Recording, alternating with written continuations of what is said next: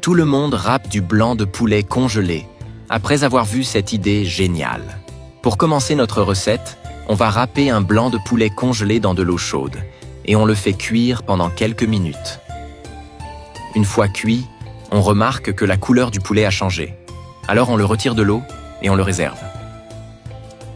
Dis-moi ce que tu penses de la recette jusqu'ici. J'adorerais savoir. Dans un bol, on met 2 œufs, une demi-tasse de lait.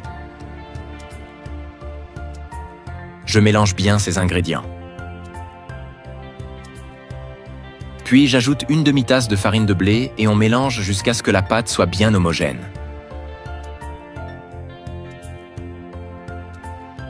J'ajoute le blanc de poulet cuit et râpé à cette préparation. Je vais mettre ici 200 g de mozzarella râpé.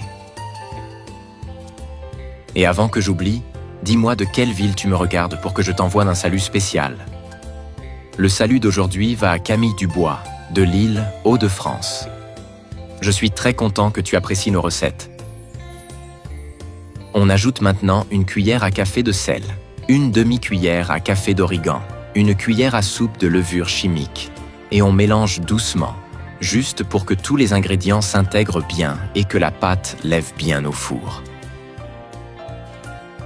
Dans un plat en verre, j'ajoute un peu d'huile d'olive et je l'étale bien au fond.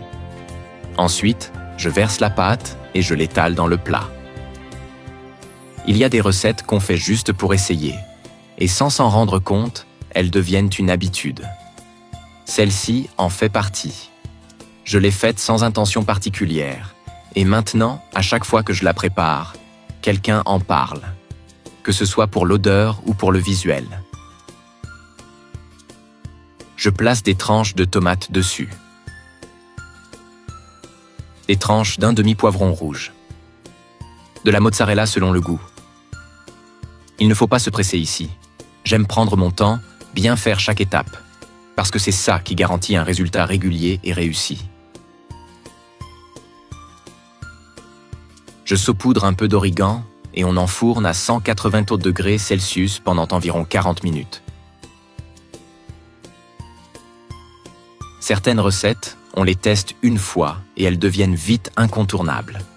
C'est exactement ce qui s'est passé ici. Je l'ai faite sans trop y croire, juste pour utiliser quelques ingrédients. Et maintenant, c'est l'une des recettes que je fais le plus souvent.